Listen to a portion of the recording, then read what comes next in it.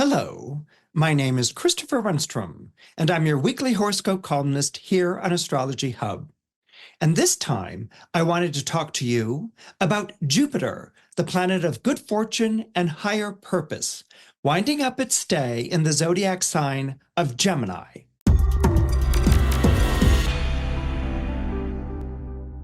Jupiter, whenever it transits a sign, that means it goes and spends a year in a zodiac sign, Jupiter always brings with it good fortune. This is something that's greatly celebrated in astrological circles. People are always happy about Jupiter entering their zodiac sign. It means, oh, wow, good things are going to happen to me. My life is going to attain a sense of higher purpose. I'm going to feel like I've got direction. I'm going to feel like I know where I'm going. I'm going to feel like the universe is on my side. Now, sometimes Jupiter meets these expectations, and sometimes Jupiter doesn't quite meet these expectations.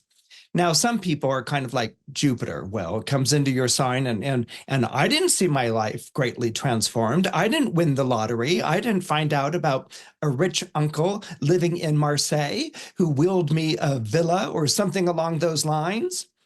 But not all the time are Jupiter's fortunes, not all the time are Jupiter's blessings recognized.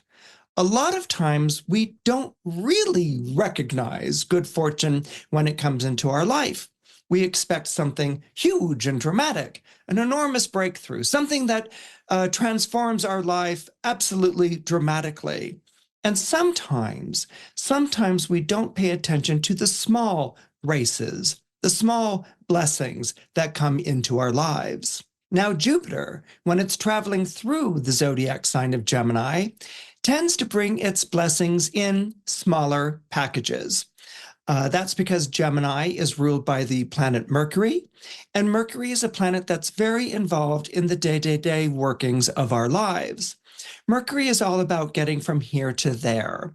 Maybe it's your daily commute, maybe it's your daily routine, and maybe it's the people that you meet or the acquaintances that you make in your everyday life. A lot of times, Mercury gets ignored because it's your typical everyday life. But a lot of times, we can experience small miracles and wonderful turns of good fortune in small and humble ways. And that's why it's always important to be very open to these things when they happen. Now, Jupiter entered the zodiac sign of Gemini on May 25th, 2024. And what that means is that people born under air and fire signs would have begun to experience an uptick in fortune. Okay, it might have started out small, it might have gained momentum, it might have brought in all sorts of exciting invitations and opportunities, and maybe even offers for you.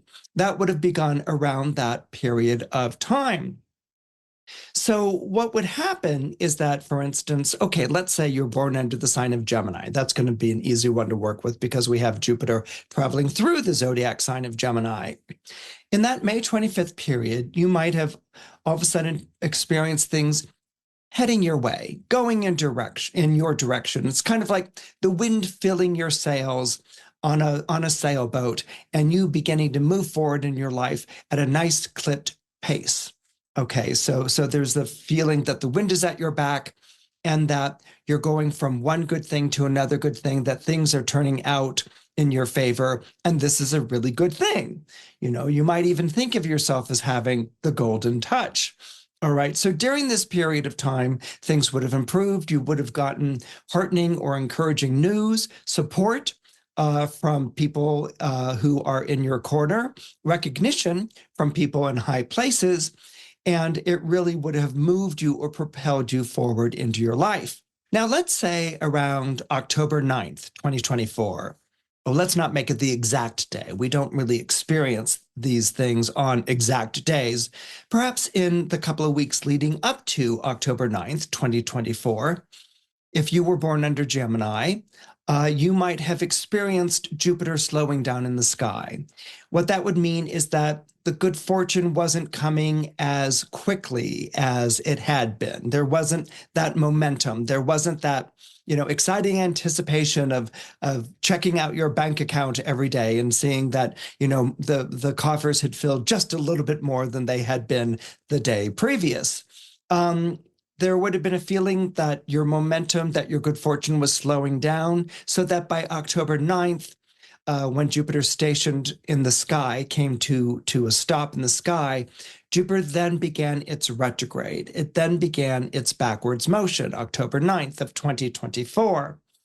And this would have been a feeling not only of having lost your momentum and not only having lost that feeling of like, I'm blessed, but moving backwards, almost like you had to give back maybe some of the good fortune that had come your way, or you began to see that there were certain costs or expenses that were associated to your good fortune, or that there were certain conditions that now were being called upon.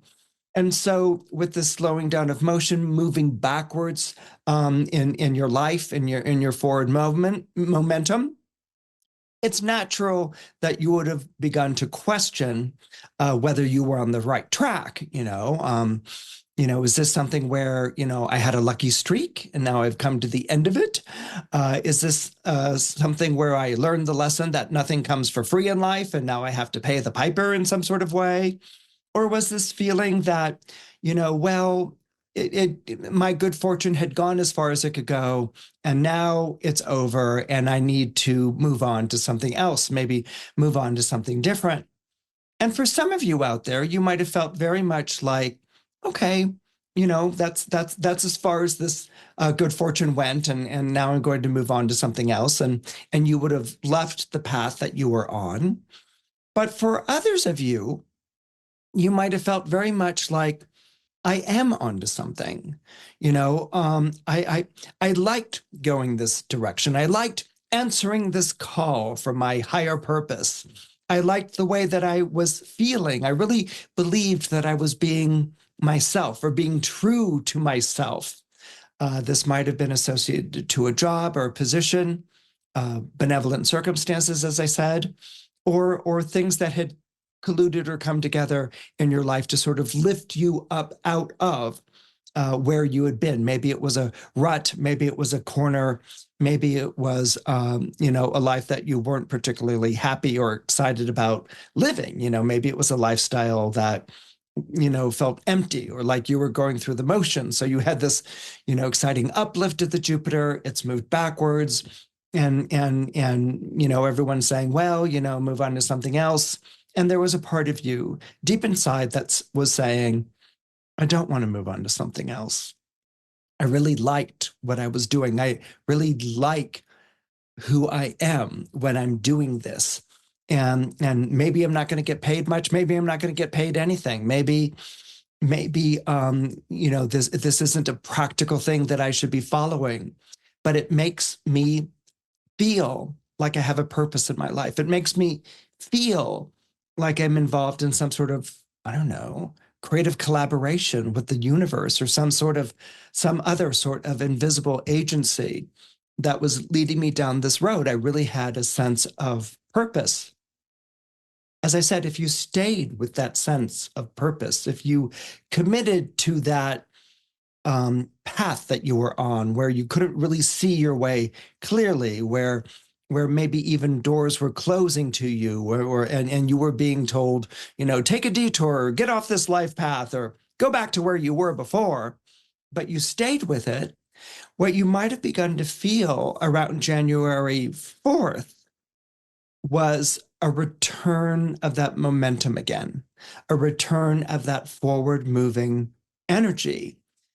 It might have felt like a relief, that the winds were once more filling your sails, and this was exciting and this was wonderful. It might have felt like a happy confirmation. You might have done a period of time where you were really out there in the wilderness, and it might have felt like, you know what?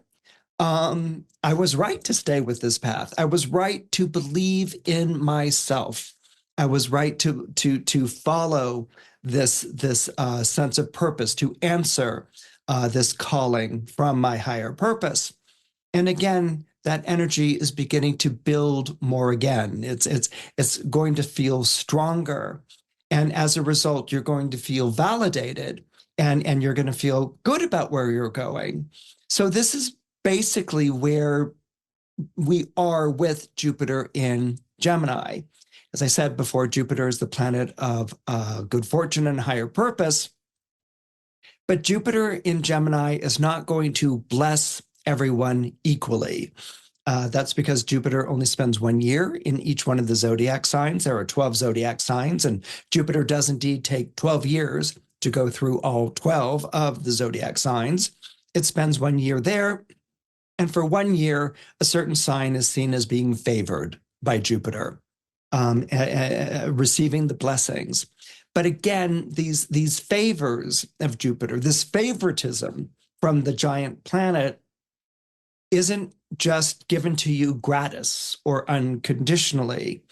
You also have to move into a collaborative relationship with this planet, and there are certain things that Jupiter is going to ask of you. And as I was noting earlier, Jupiter isn't going to just favor Gemini.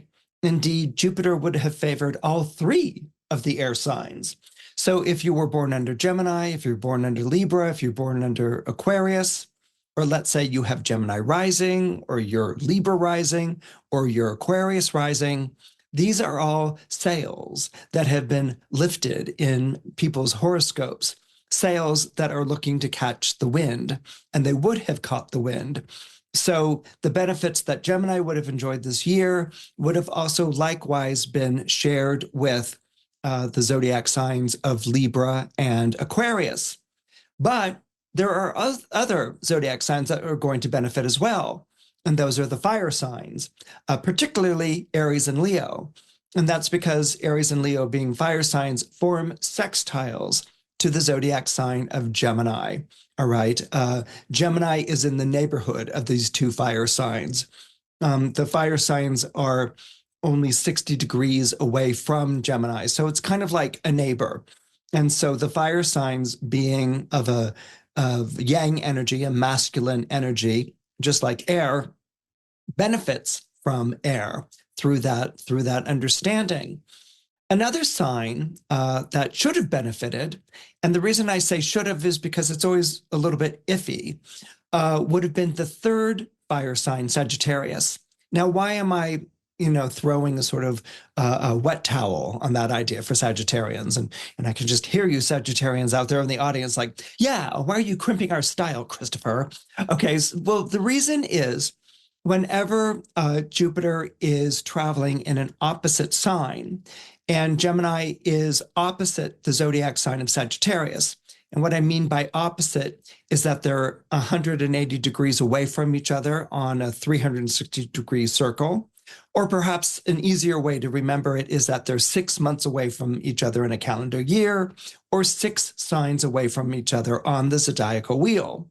So when you have a planet that's opposite that, particularly a planet like Jupiter, it halves that energy. And what I mean by halves is HALVES, that energy. It reduces that energy by half, because the planet is as far away from you as it can be. This becomes particularly important for Sagittarius because Jupiter is the ruling planet of Sagittarius. Jupiter rules 2 zodiac signs, and that is Sagittarius and Pisces. So it's kind of like you're trying to connect to a ruling planet, and that ruling planet, and remember, a ruling planet to me, with the way that I work for them with ruling planets, is that ruling planets are the planet that rule your birth sign. That's not the way a lot of other astrologers work. So that's why I sort of take a moment to clarify that. It's the way I work, and see if this works for you or not. But if you're born under Sagittarius or Pisces, Jupiter is your ruling planet. Pisces actually gets 2. It's Jupiter and Neptune, the modern ruler, but Jupiter is still ruling Pisces. Jupiter is your ruling planet. So your ruling planet is like your patron saint, your corporate sponsor, your den mother, and your life coach all wrapped up into one. If you're born under a particular planet, every zodiac sign has one. That planet is your patron. That planet is always looking out for you. So in the situation of Sagittarius, with Jupiter being in its opposite sign, it's as far away on a circle as it can be. Jupiter's still helping out the Sagittarians, but not in close proximity. It's kind of like the difference between people who are sitting right there in front at a Taylor Swift concert and people who are sitting in the back watching Taylor Swift on the screen. Okay, so there isn't a proximity, there isn't a nearness. So although Jupiter is still working on your behalf, it's not as powerful, it's not as radiant as it can be. And so the question then becomes, with Jupiter and Gemini, as far as the Sagittarius is concerned, that those blessings, that good fortune, that higher sense of purpose that Jupiter brings may actually be something that is experienced by the people around you if you're born under a Sagittarius rather than yourself.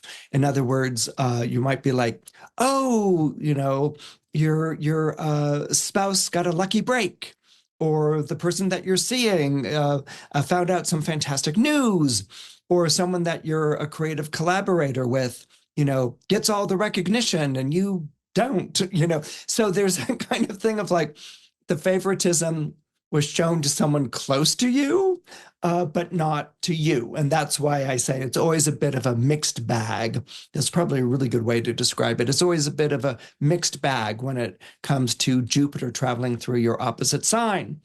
Now, the signs that would have struggled with Jupiter being in the zodiac sign of Gemini would have been the water and the earth signs. And that's because the water and the earth signs don't form a trine to Gemini, and the water and the earth signs don't form a sextile.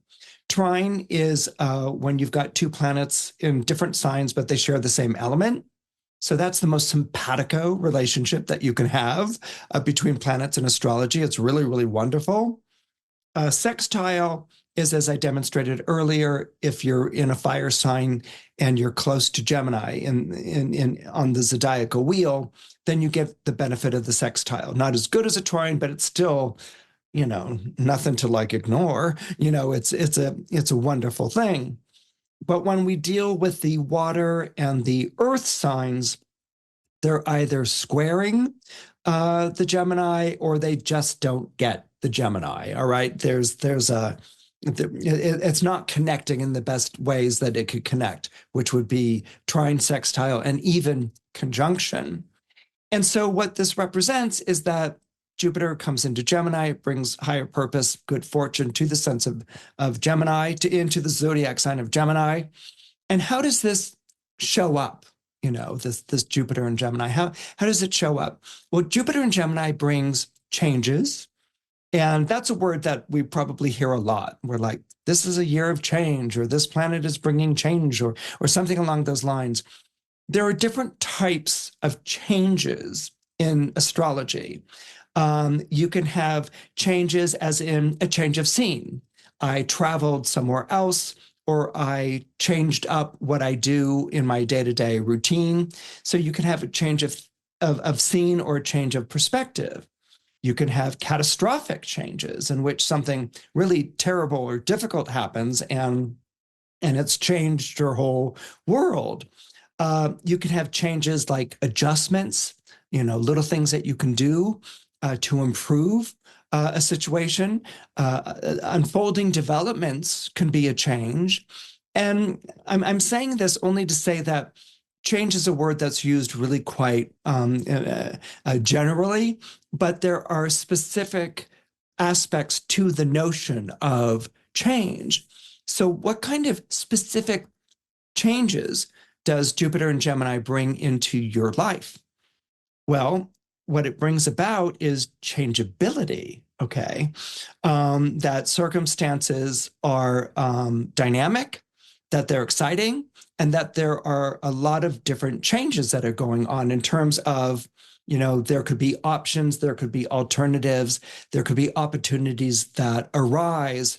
and that really, become entrancing or exciting, beg you to take your attention from your day-to-day routine and to focus on them. Okay, now that sort of thing of like, you never know what can happen from a conversation or reading a text. You might be introduced or invited or whatever.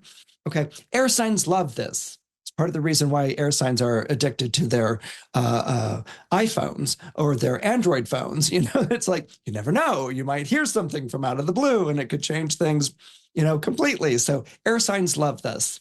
The other element that loves this are fire signs. It's kind of like, what I heard about this change. I got this offer. I got this opportunity. And fire signs immediately become all kinds of excited and enthralled and just like, I can't wait to see what's going to happen. I bet it's going to like change my life from top to bottom. Okay. So these signs get excited about changes. Water and earth signs, not so much. Okay, they say they want change, and would love something like a break or a breakthrough or something along those lines. But the earth and water signs want something that's solid. Okay, maybe the sign that's kind of on the fence with that would be Pisces as a water sign. It's ruled by Jupiter. Its modern ruler is Neptune. And so Pisces is pretty much open to whatever change is going to come its way. It's a mutable sign, so it's going to be open to that. So I might move Pisces off that, out of that particular column. But Jupiter in Gemini brings too many changes, okay? And that's because Jupiter will automatically multiply what you have, all right? It's the largest planet in the solar system. It brings good things into your life. And then it can multiply them. It can bring a lot of wonderful things along with it. Like, okay, let's say, here's an example. Let's say you win the lottery. I won the lottery. Isn't this great? All of a sudden, all these cameras show up. You have more friends than you ever knew that you had before. People love and adore you. And that's because good fortune has smiled on you. I mean, everyone's got best friends when good fortune is smiling on you. And so that's what Jupiter does. It will multiply, those friendships and things. But Jupiter also multiplies changes. This is part of the reason why Jupiter has difficulty in the zodiac sign of Gemini. Jupiter prefers being in Sagittarius or being in Pisces because these are signs that have a larger picture of what's going on. When Jupiter is in a zodiac sign, a Mercury-ruled sign like Gemini or Virgo, there's too many changes. They're rapid fire. It's one thing after the other, and you kind of like have to juggle and you have to run and make these alterations. And as I was saying earlier, water and earth aren't always the best at that. That's because Jupiter and Gemini brings changes that are in the moment, okay? That you hear about this information, or it's a tip or an inside scoop, and it's in the moment. So if you hear about this, you have to act on it right away. And some of the earth signs can be like, I can't act on that right now. I've got these responsibilities and things I must do. So a Jupiter Gemini change is like, here's a tip, here's a scoop, act on it right now. The other thing that a Jupiter and Gemini brings as change is that it's impromptu. So you have to be spontaneous. You have to improvise. You have to think in the moment, react in the moment, and make decisions in the moment. Something that, again, the water and the earth signs can be a little bit more slow about that, or they're not sure whether this is a good thing or not, whether it's sustainable or not. And that gets me to the third point I wanted to make about changes that come with Jupiter and Gemini, is that change under Jupiter and Gemini comes without guarantees, all right?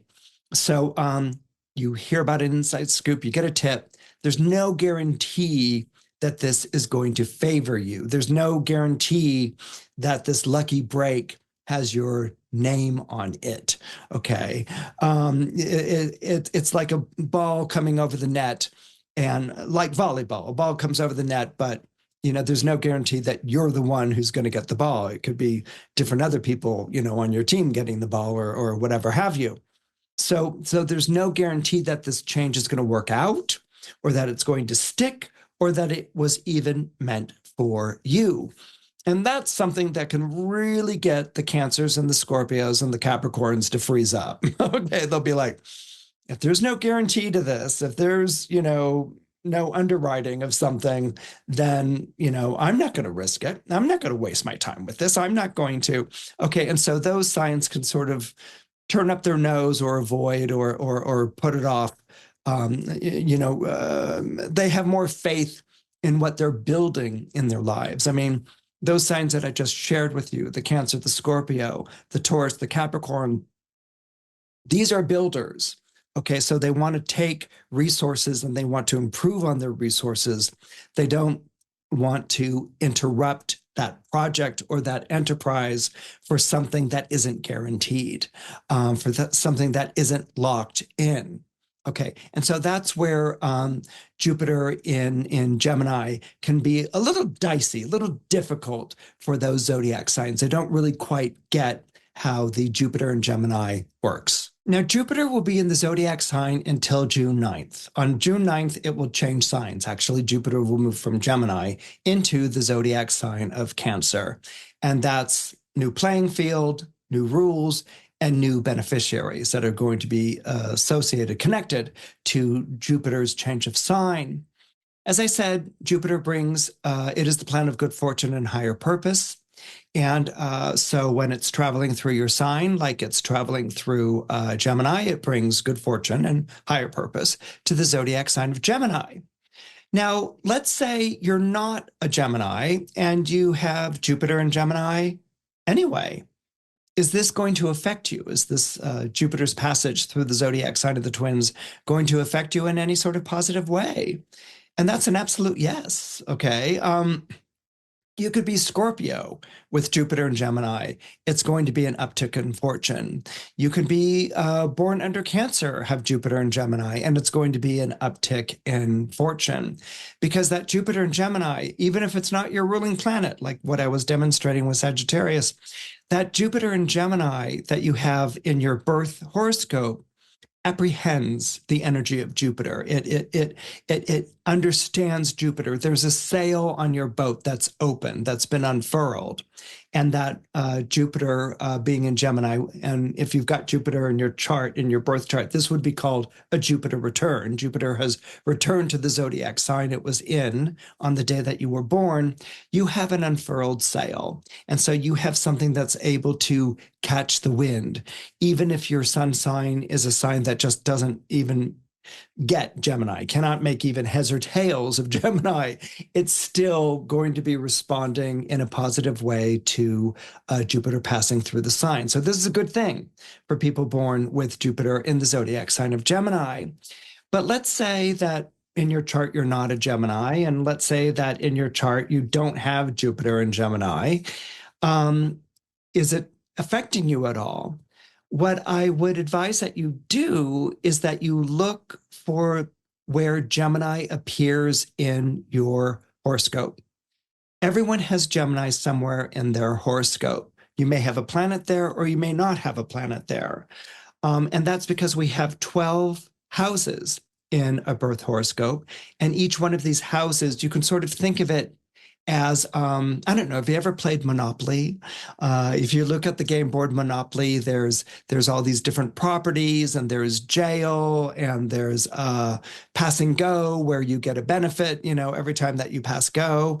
So there are these different spaces that you land on, and that are going to affect whether you have to pay rent or whether someone owes you money, And you can sort of think of these as houses in your astrological chart. And each of the houses rule over an area of life. There's a house of self, a house of money, a house of kin, or even your neighborhood, a house of home, a house of children, a house of work, a house that belongs to the partner, not you, but a partner, or to outside influences who are coming into your life. A house of sex, death, and other people's money, a house of higher purpose and long journeys, a house of career and destiny, a house of friends in high places and hopes and wishes, and a house of sometimes self-undoing or counterproductive patterns. But it also happens to be a house of retreat from the world, where you connect to your soul and where you connect to yourself on a very deep and profound level. So there are different houses. And so you find Gemini, what house it's connected to in your birth chart. And with Jupiter going there, through there, it's going to be impacting that house in some way. It may not impact you as directly as it would if you had your sun in Gemini, or if you had Jupiter in Gemini, or your rising sign in Gemini, but it is still going to affect and impact you. And for people with these charts, you're not born into Gemini, your Jupiter isn't in Gemini, your rising sign isn't in Gemini. How Jupiter will come into your life is that it could be through acquaintances or strangers. It could be through lucky finds or transactions, or it could be through games. These are all areas of life that are associated to Gemini, and they're all associated to Gemini's ruling planet, Mercury. But as I said before, we don't always recognize good fortune when it shows up. You know, we have many fairy tales where, someone is disguised, maybe as a beggar person, or someone beneath the station of the prince or the princess, and they don't understand that it's a disguised witch or disguised good fairy, and that if only they had treated this person hospitably or recognized them, then they wouldn't have gotten a curse. Or maybe, like, for instance, in the case of Cinderella, she does respond to a beggar woman, by giving her bread. And so that beggar woman turns out to be the fairy godmother in some of the earlier versions of the tale. So fortune, good fortune, and even bad fortune can show up disguised as acquaintances or strangers. And so that understanding that you could meet good fortune anywhere, as I said before, is very much a Jupiter and Gemini thing. Lucky finds and transactions are very Gemini because it's ruled by Mercury. And as I said, playing games. And, playing games is something we hear in a negative way, but game playing is something that's absolutely rewarded by Mercury, because Mercury was the planet most connected to games and gaming. Hello, my name is Christopher Renstrom, and I'm your weekly horoscope columnist here on Astrology Hub. And that's exactly what I wanted to talk to you about. Did you know that you could get my free weekly horoscopes sent directly to your inbox every week? Just go to www.astrologyhub.com/horoscope to sign up and start receiving yours today. So let's say you're born under Aries, or you have Aries rising. What has Jupiter and Gemini done for you? Well, we know that it's going to be good in a recognizable way, because Aries is a fire sign and it forms a sextile to Gemini. So they see one another. They get one another. And so what might have happened with Jupiter entering into the zodiac sign of Gemini is that it might have brought like-minded people into your life. And that's always a wonderful thing. I mean, think about it, to hang out with people who get your jokes, to hang out with people who like the same movies you like, or like to do the same things that you like to do. This is a wonderful thing. This is something that we always seek out with friends or the company that we want to keep. But with Jupiter having moved into the zodiac sign of Gemini in May 25th, this might have been a different crowd, a different social circle, maybe even a different department at work that you were accustomed to socializing with. And there might have even been a sort of like step up in some way. Maybe it was a better class of people, as they used to say, or maybe they were more of the in group or the trendy group or something along those lines. Now, being in Aries, Aries likes to socialize and hang out with people, but not too much. Aries always has this kind of like apartness in a way because of Mars as the ruling planet. You get along with a group and you might travel with a group for a while, but Mars is pretty much single-minded, and on some account, you will keep a distance from a group or part with a group because you have to do your own thing. That's a sort of Aries thing. With Jupiter having come into Gemini, as I said, this might have been a smarter group of people, This might have been a group of people that were further along or connected to trends and latest things. And in some way, a group of people that you really wanted to impress, you know? And so when Jupiter turned retrograde just recently, I don't think there was a falling out, but there might have been a sort of slowing down of momentum. You might have felt like, what do they see in me? Or maybe you had difficulty keeping up with them in some sort of way. And you might have begun to ask yourself, do I really belong with this new group of friends? What do they see in me? Am I as special or trendy or smart or whatever as they are? Or maybe, you had a new group of friends at work, but then changes took place at work that affected, who was working with whom, and maybe it broke up certain teams or people that you were working with. But let's go back to the idea of keeping up with this group of people. The challenge for you with the retrograde and coming out of the retrograde might have been, was there a feeling that you had to change yourself in order to fit in? Was there a feeling that you had to edit yourself? Was there a feeling that, you had to be more casual and easy to get along with, than you actually were? Was there a struggle to want to impress them? And was this perhaps stepping on your own good performance? Was this stepping on the fact that they actually were accepting you? So these are things which is all part of Jupiter traveling through a sign. Jupiter traveling through a sign can also present moral predicaments in some sort of way. And you might have felt like you were in a predicament that you had to act differently, around these people and maybe even edit yourself around these people. And it was creating a sort of awkwardness.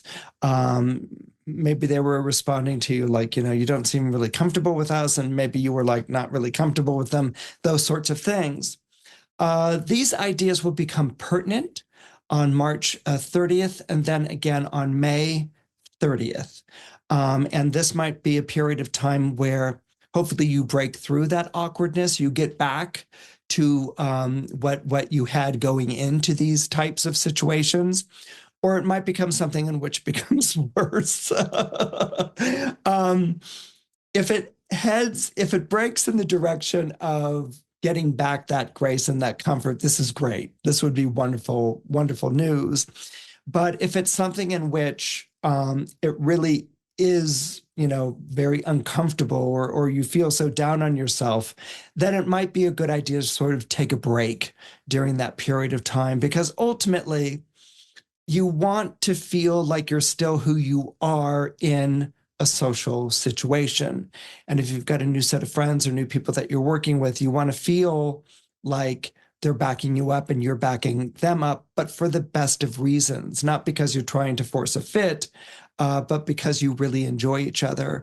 So this period of time between now and June, when Jupiter changes signs, might be you sort of finding your groove again with them. And if you do, that would be wonderful. And if you don't, well, maybe there was a reason why you did have to part company, and that was perhaps in order to be true to yourself. If you're born under Taurus or you have Taurus rising, Jupiter entering the zodiac sign of Gemini last May 25th, 2024, this might have introduced a sort of playfulness into your methodical approach to life and finances. Maybe you've thrown a few curveballs, okay? And so you found yourself having to improvise on the spot or change things. Being a Taurus, you're not really amenable to change as a rule. But then again, you've had Uranus, the planet of revolution and change, traveling through your zodiac sign since 2018. So if anyone's learned how to change with the times and the conditions and the situation, it's going to be Taurus. So Jupiter and Gemini would have had a lighter touch. It's not going to have been as intense as Uranus in your sign. And as I said, it might have introduced a sort of playfulness into your methodical approach to things. But Taurus is still not a huge fan of change. In some ways, you could have resisted these changes or been unconvinced that people suggesting them had the proper authority or the proper understanding of things to suggest these changes. And you might have found yourself maybe, especially when Jupiter turned retrograde in October, out of the loop, out of step with the way that things were going. And so this might have caused anxiety with you. You know, you want to be in step with the ways or with the way that things are going. You don't want to be out of the loop. And so these might have been younger people at work that maybe at first you laughed off, but now you're paying very serious attention to. Or these might have been new rules and ways of doing things that were passed down from the higher echelons and that you have to incorporate into what it is that you're doing.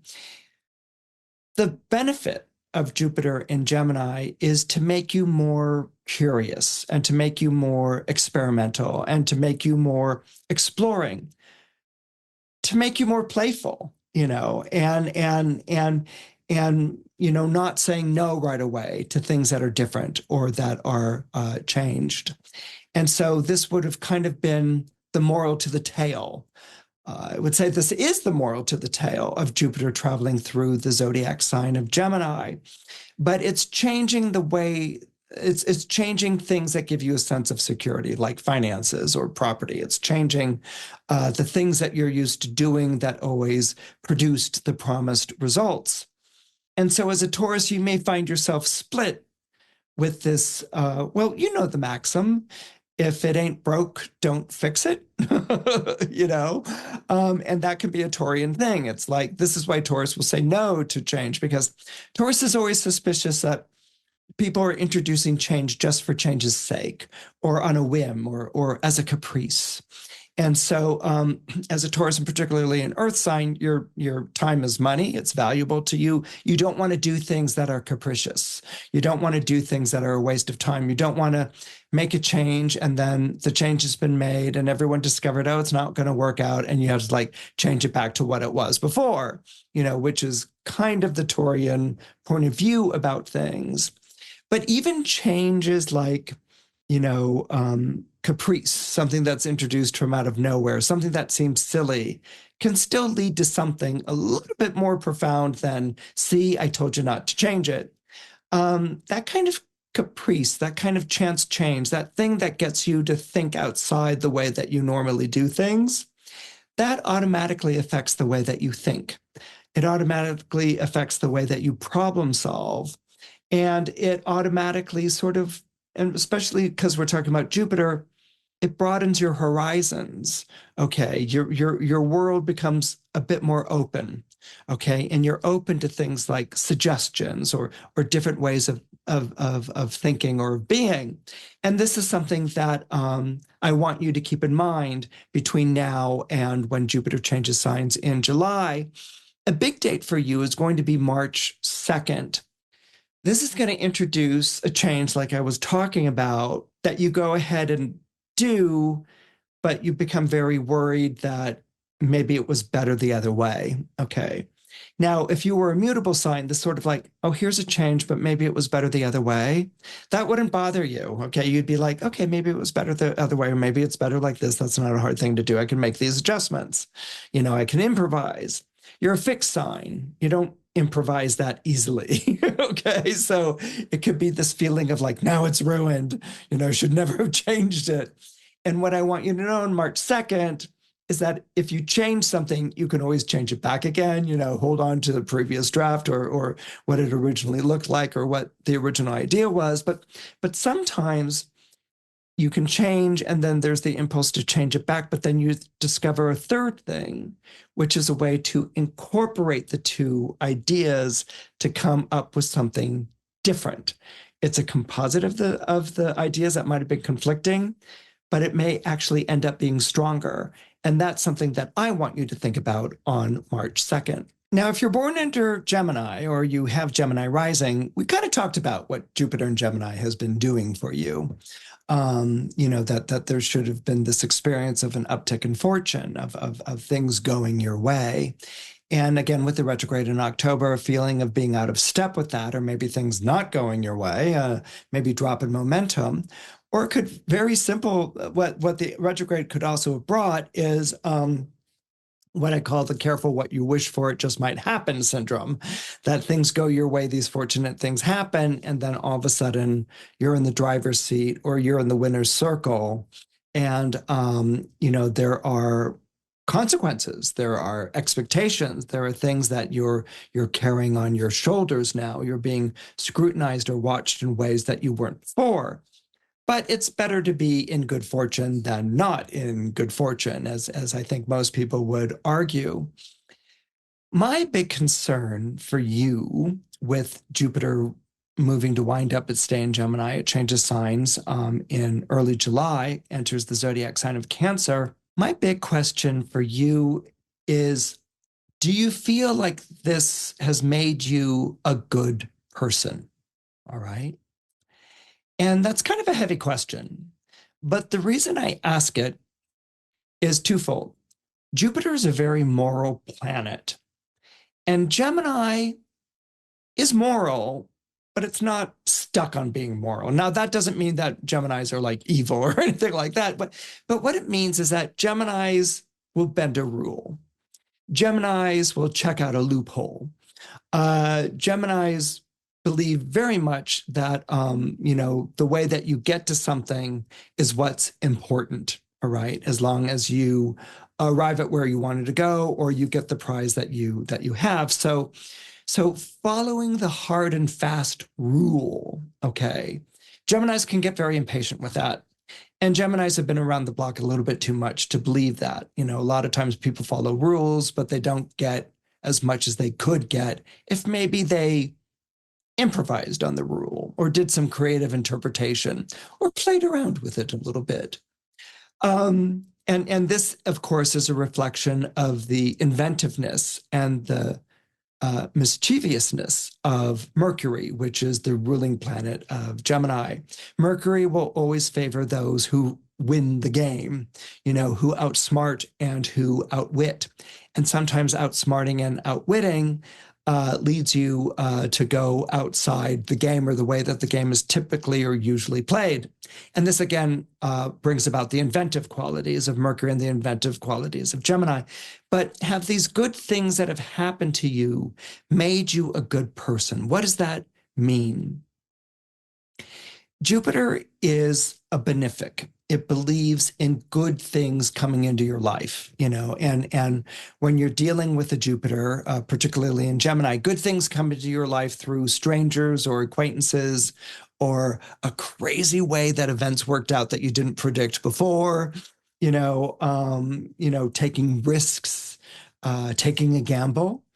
Mercury ruled over dice in the ancient world. Okay, so that idea of taking a risk, taking a gamble, these are things that are going to be favored by Mercury. Also, buying and selling and transactions are going to be favored by Mercury. You may have experienced transactions, purchases, and sales really benefiting you the past few months. Have they made you a good person? Jupiter believes in paying it forward. All right, this is one of the ways that Jupiter brings good into our world. It's the idea that if someone has done you a good turn, you go and automatically do someone else a good turn, someone who's in need of it. Okay, so it's not reciprocal. It's not like Aunt Betty did you a good turn and you're going to turn around and do a good turn to Aunt Betty and Aunt Betty's going to do you a good turn again and you're good. No, it's not ping pong, okay? What it is that someone from out of left field or someone you don't really know, isn't a friend, maybe it's a stranger, an acquaintance, does you a good turn. They help you out of a jam. It's like, I've got a flat tire, and the person who, slows down to see if you're okay and stops the car and helps you change the tire. Okay, that's a kind of classic example. The expectation is that you then go and do a good turn for someone else in a time of need, in a time of trouble. And that's the way that Jupiter brings goodness into the world. Good begets good is the Jupiterian point of view. And this is what I mean by, has your good fortune made you a good person? Are you doing for others? Not in a transactional way or a what do I get out of it way or reciprocal or as a thank you. Are you doing good for strangers? Are you doing good for people you don't know? And this is how Jupiter, which is such a humanitarian planet, humanizes us. It brings us into these interactions with people. And when we become agents of good, we produce other agents of good. And so the expectation is that if Jupiter brings good fortune into your life, it's not to be held on or squirreled away or kept between you and your best buddies. It's to also be shared with people you may never know one day. It's spreading the wealth, as I think was the phrase that used to be, not making the wealthy people wealthier, but actually bringing it, being more philanthropic in your ways. This is the question I want you to ask yourself as Jupiter winds up its stay in your sign. Have the good things made you a good person? And being open to that, and being open to the miracles that Jupiter can bring, and maybe even turning you into a miracle worker, someone who does good by others that other people will thank and appreciate one day as a result of Jupiter, the planet of good fortune and higher purpose, traveling through your own zodiac sign. If you're born under Cancer, or you have Cancer rising, Jupiter in Gemini would have released you from the past. Okay, that sounds a little gothic, but it's actually true. Jupiter in Gemini is traveling through a very sensitive angle of your horoscope, a part of your horoscope that's very much connected to the past, to past patterns, to family, and your responsibilities and obligation to family. And so with Jupiter moving into Gemini in May of last year, there may have been you venturing away from your family. Maybe that was based on an opportunity or an invite, or falling in love with someone from another state or a country. But this idea of leaving behind the things that were familiar to you. These might have been as a result of changes in the family itself. These might have been, as I said, an offer, an opportunity, or falling in love with someone who was from another culture, another place. And so it would have moved you away from the home that you were raised in, or the home that you found familiar, to go and create your own home or your own place somewhere else. And so there can be a wonderful exuberance about this. All of a sudden the world is very different. It's very fresh. It's full of potential, and it's full of possibilities with Jupiter having been here. But there's always a question that when we leave a life that we really understood, that was firmly entrenched in maybe a job or a home or a lifestyle, and we move to someplace totally different, embracing the newness and the change, we sometimes forget that we still bring everything that we had before with us. It's kind of like a tortoise carries its house with it, that sort of trudges along the desert or whatever. And then when it sleeps, it retracts its limbs and head into the shell, and where it's protected. And it's this idea that your world has changed. You've stepped over a threshold, definitely, with Jupiter having entered Gemini last May. Then it turns retrograde in October. The world changed, but there might have also been this feeling of carrying past things with you. Maybe that's past issues, past baggage, or maybe it's a feeling of past patterns. And what you're now confronting or seeing in yourself with Jupiter having come out of retrograde in January is that you might be embracing a brave new world. This is wonderful. There's all these opportunities. I mean, remember, this is the prelude to Jupiter entering your own zodiac sign in June. But what you may feel here is that you're carrying the old stuff with you, and people are pointing that out, and it's making you maybe angry or uncomfortable. Or maybe someone that you've started to live with is making the same complaints that your family used to make, or you're falling into old familiar patterns. What you want to do here is that you want to let yourself slough off the old skin during this period of time. I'm not saying that you have to reinvent yourself, but you can question your habits, your patterns, the things that you used to do that were habitual, that were familiar, that you might have felt weren't doing the best for you, that you could do better. Now, part of it is your new circumstances may say, this is a chance. You can change your hair color to red and be a ginger or something along those lines, but you're still carrying around the inner brunette.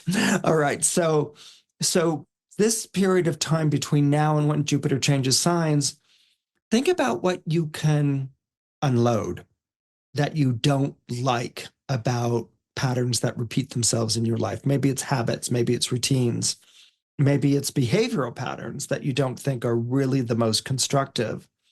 Think about what you can unload. Think about what you can slough off. And this is also a very delicate time because you're going to have people who are like saying to you, I miss the old you. And you're going to have people saying to you, oh, I see that you've turned a corner. You're approaching things differently in your life right now. This is good. Okay, so you're going to have people sort of wanting to drag you back to the old you. And you're going to have people who are going to be like encouraging or fostering the new you that's sprouting like a seed and beginning to grow. And so this is kind of a delicate place for you. And what I like is that Gemini is a mutable sign. It's a transitional sign. It marks the end of spring, and Gemini marks the time when we, in the northern hemisphere, when we transition from spring into the summer. It's not a hard shift. It's a transition, and so Gemini is very transitional. Jupiter is working with that transitional energy as really as a preparation for Jupiter entering your own sign. So you have an opportunity here to examine yourself, to adjust patterns that you don't really like, to listen to people that if you feel like they're trying to pigeonhole you back into the old you, well, that's no good. But at the same time, they might be reminding you of good traits, of good things, and not to throw the baby out with the bathwater with that. And then the new people, are they fostering their hopes in you because there's a personal investment, or do they see something in you that you might not have the fullest grasp of? So this is a very transitional period where you're really, well, crabs do this. We always think of crabs as being in their shell, but there are periods of time where crabs shed their shells and grow a larger one because they've grown. It's kind of like repotting a plant. And so that's how I want you to think of this period of time. Be sensitive to these changes. Listen to the information. See what you agree with. See what you don't agree with. Periods that might be a little challenging for you, maybe March 30th and May 30th. This might be kind of like that moment in musical chairs where, the music stops and everyone's running for a chair and you don't see one right away. And there may not be one for you, but that chair that you're struggling to get to may be something in the past and it might be blocking your future. And that's something that I want you to pay attention to. You might even have a repeat of something that took place in the last year or two that was an obstacle, and it recurs again. And it may force you to go back into old thinking, old ways of feeling, old ways of looking at yourself.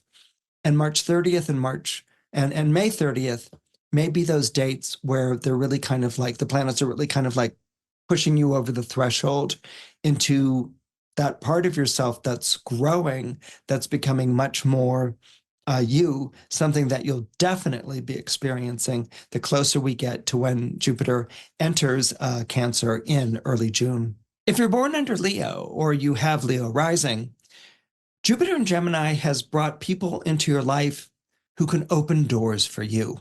Okay. These are people who can really do something to further your interests. Remember that Jupiter entered Gemini last May and May 2024.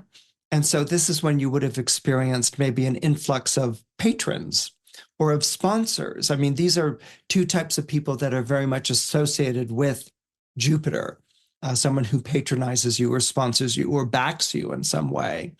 It might have brought a coach.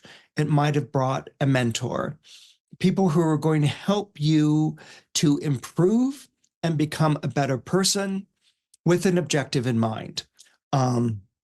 Maybe it's a prize, or maybe you're going to show them off in some way, or maybe you have an idea, or you're associated to an enterprise or a project, or you've been well recommended, you know, and so these are people that are going to take you to the next level. I don't know if you're familiar with My Fair Lady, one of my favorite musicals. Okay. But My Fair Lady is a story of a flower girl, you know, who talks really bawdy, you know, and she sells flowers outside the theater in London. And she's picked out of the crowd by Professor Higgins, Henry Higgins, who, you know, teaches speech and eloquence and elocution. He teaches speech and elocution. And on a bet, he says, yeah, I can take that flower girl and I can pass her off as a society lady in 6 weeks, you know, and his friend, Colonel Pickering says, you're on, you know, and so they take Eliza out of her, who's like, hey, what are you doing to me? You know, they take her and they, you know, scrub her and give her and bathe her. And she's housed with Henry Higgins and, you know, all these sorts of things. And they transform her into a lady of society. And of course, she wins the bet and all these wonderful things happen. But the undercurrent to this is what is going to happen to Eliza after Professor Henry Higgins has passed her off in society and she won the bet. Eliza can't really go back to being a flower girl again, you know. She's been dressed in all this finery. I mean, if you've seen the film with Cecil Beaton, like Audrey Hepburn looks fabulous and so chic. But what happens afterwards? And so that's kind of what you're struggling with. You may have been lifted up by someone. I'm going to introduce you to these people. You're going to fraternize with the people, all these kind of open doors for you. You're going to become something. But they're not going to stay with you the whole time. Jupiter in Gemini is tap dance in, tap dance out, good fortune. Okay, so someone comes into your life, they're there for a period of time and they leave again. You know, it's like Mary Poppins. She shows up, you know, with the kids and helps get the Banks household together. And she says, I'm here until the wind changes. The wind changes and she opens up her umbrella and she leaves at the end. This is how Jupiter in a mercurial sign works. It's in and out. And so what's important is that you step up to what they have in mind. Now, what they have in mind for you, was that something that you had in mind for yourself? This is a big question that you may be facing with Jupiter having come out of retrograde in early January. Was it this feeling like they had high hopes, they had expectations of you, they had a vision of you, and you became those things, but is that true to you? You know, is it authentic to you? Is that the person that you really want to be? Many times people can have an idea of ourselves, of what we could be, that's so wonderful, it's so beautiful, that how can you not want to be that? You know, they have a larger imagination, or they have more faith in you than you had in yourself. But at the end of the day, you have to step up to the plate and be that person. And this period of time before Jupiter enters Cancer, which is in early June, this coming together of the Jupiter and Gemini energy, this is a period of time where you really need to be asking yourself, is this who I am? Is this what I want to be? Or maybe you've become what they wanted, but now you're going to introduce your own take on it, your own twists, your own personal touches. And that might ostracize them. It might ruin what had been carefully coached or put together. Or it might actually be the thing that ignites and brings this whole vision of yourself into being. So this is a very exciting time between now and June 9th. So the date that I want you to pay attention to is April 6th. This looks like it's going to be a wonderful date for you. And where you take that step, you feel like you've crossed the threshold, but at the same time, can you sustain this? Can you keep this going? And instead of that feeling prohibitive or like a downer, I want you to treat that as a creative challenge, okay? As something that can make you very creative. It can be very inspiring. And I also want you to leave open, as I was saying before, your own take on things because you're a Leo. In the end, you have to be true to who you are. Leo is about the uniqueness of your individuality. And if you do that, I think that you're going to find this to be an incredibly fulfilling and blossoming period for you. If you're born in a Virgo or you have Virgo rising, Jupiter entering the zodiac sign of Gemini would have been really good for you, okay? It would have given you that push forward in your life. Now, technically, it's a square, so it's supposed to be a sort of combative or one-upmanship. But remember when I was saying earlier that changes are different? Not all change goes with the word change. Change is kind of a word that it's an umbrella term, right? And so what happened with Jupiter entering Gemini in May of 2024 is that it pushed you forward into your life. And so you had a change in your circumstances, perhaps a change in your status. Okay, this might have been connected to a promotion or rewards or recognition, which other people would see as like wonderful things, like what's to complain about? This is great. You're at the top of the heap. You got a promotion. You moved into a whole different playing field or echelon. This is good, Virgo. Be happy about it. But as a Virgo, you get uncomfortable when things are too exposed. You get uncomfortable when things get too high up.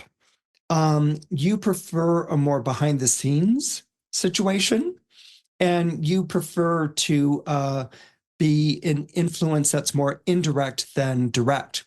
When you're in a position of authority per se, or maybe a manager, a supervisor, a boss, a CEO, whatever, there's always this question of how do I top that? Okay. In other words, like I got to this position or I got this promotion or things turned out well for me. And where other signs would like bask in the glory of it, like Leo would be like, of course I got to that position. It's a wonderful place to be. I deserve it.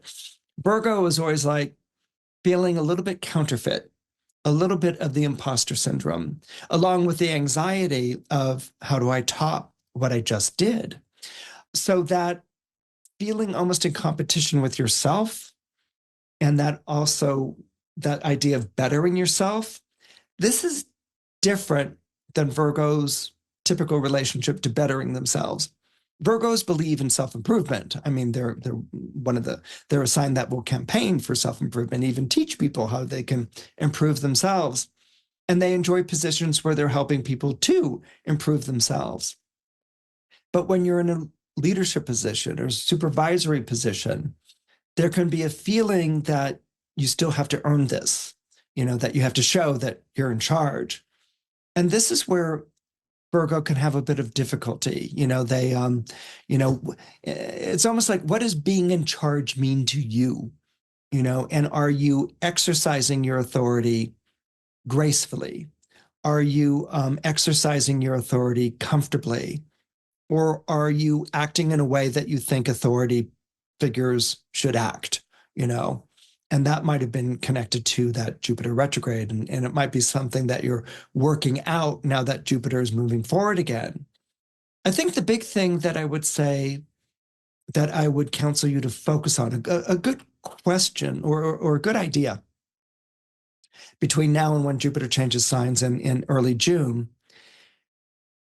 is, I would say, you need to accept that you are legitimate.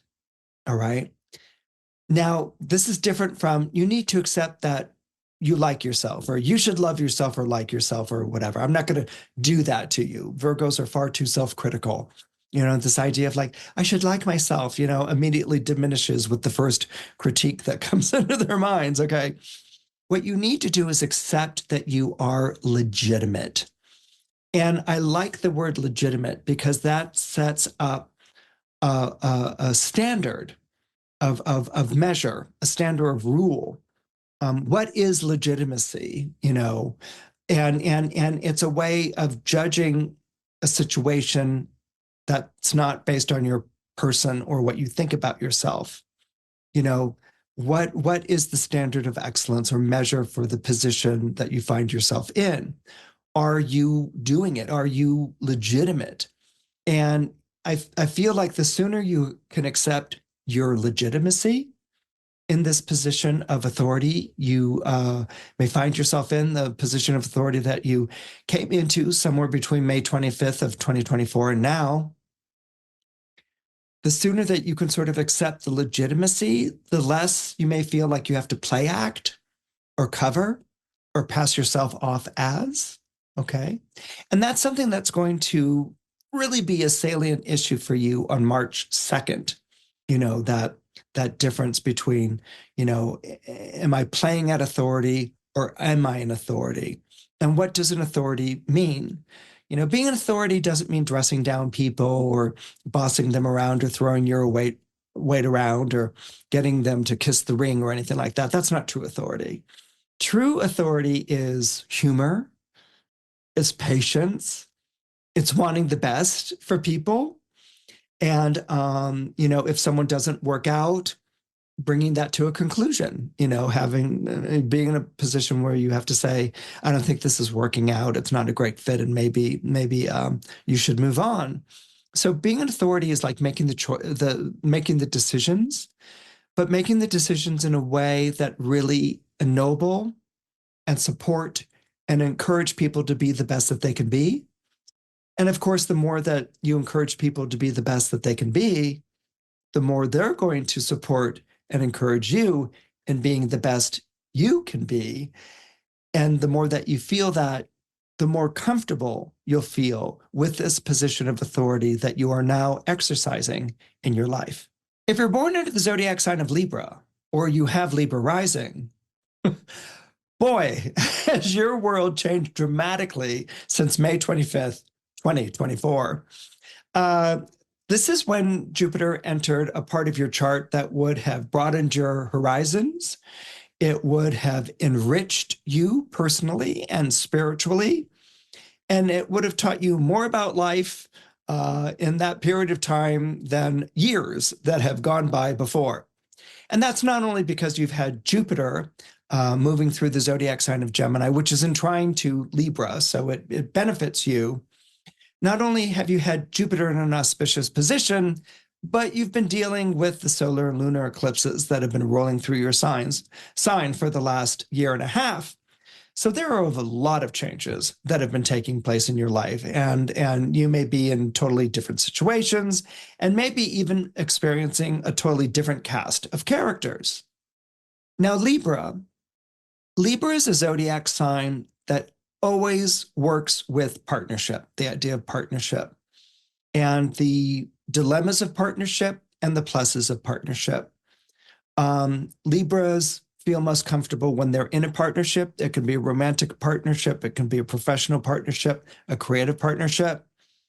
If you're a true Libra, you've got each one of those as partners, okay? But Libra is always asking itself, is this the best partnership for me? All right. There's a very strong sense of loyalty that Libra has. I mean, once Libra has given its word, it will honor its word to the utmost extent. Now, there may be certain conditions on that pledge. There may be certain conditions on that promise. But if you look at the way that the original agreement or covenant or alliance was set up, Librans will follow that to the letter. Okay, Libra is an air sign, and so it can be very literal. It's done to the letter. It's done to the exact word. Sometimes, however, these partnerships can hold you back. Sometimes these partnerships can inhibit or get in your way. And you might have faced some very strong moral dilemmas dealing with this idea, particularly around the October period when Jupiter turned retrograde in Gemini. From May to October of last year, you might have experienced your world being transformed. It might have been lifted up, in wonderfully dramatic ways.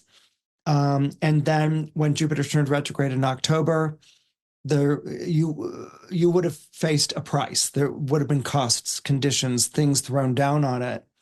And your loyalty might have been questioned to someone. Maybe it's a person, maybe it's an agency. And you would have been questioning yourself whether staying true to this person was a good idea or not. The big question to be asking yourself between now and early June, when Jupiter changes signs, is loyalty costing you progress? All right. And this is going to become a big deal on March 30th and then again on May 30th. Is loyalty getting in the way of your progress? Now, what I'm after here is being true to someone the best idea right now. Sometimes we can be true to someone and that person isn't being true to themselves. Okay.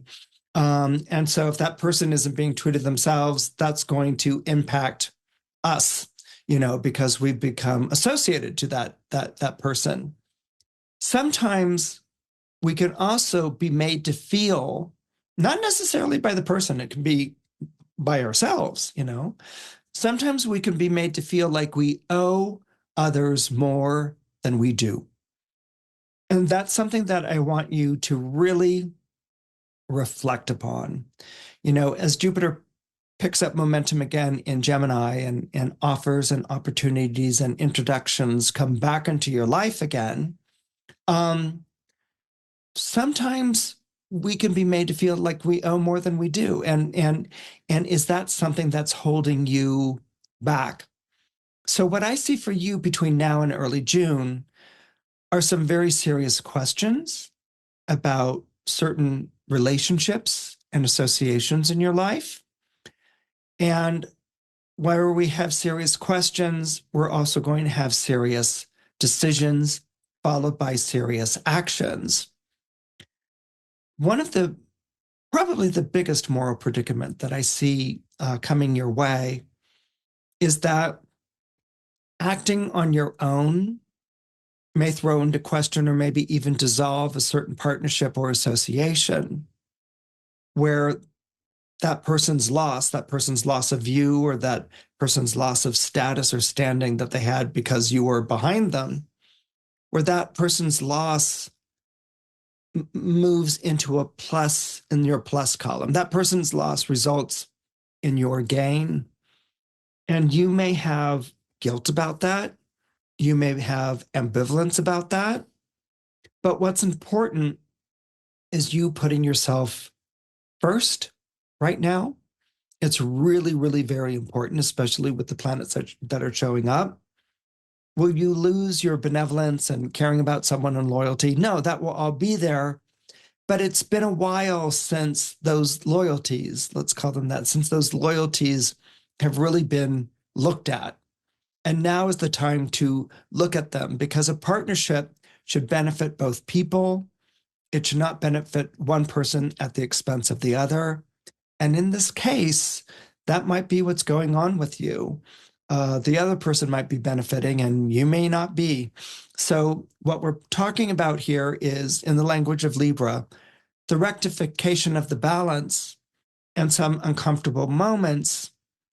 But it's time to be true to yourself, because being true to a partnership right now may not be being true to yourself. And that's what I want you to sort of wrap your mind around between now and early June, when Jupiter enters the zodiac sign of Cancer. If you're born under Scorpio or you have Scorpio rising, Jupiter in Gemini has really been pushing a lot of your emotional buttons, but these are emotional buttons that are very much connected to finances. Scorpios take their finances seriously. They take their finances personally. This is in contrast to their opposite sign, Taurus. Okay, and let's take a moment here to compare and contrast the two signs.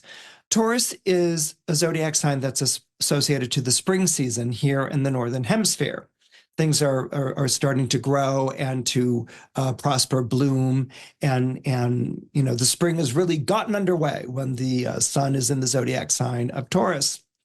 And this is why Taurus has such a healthy relationship to money. It has such a healthy relationship to producing and to produce, to results.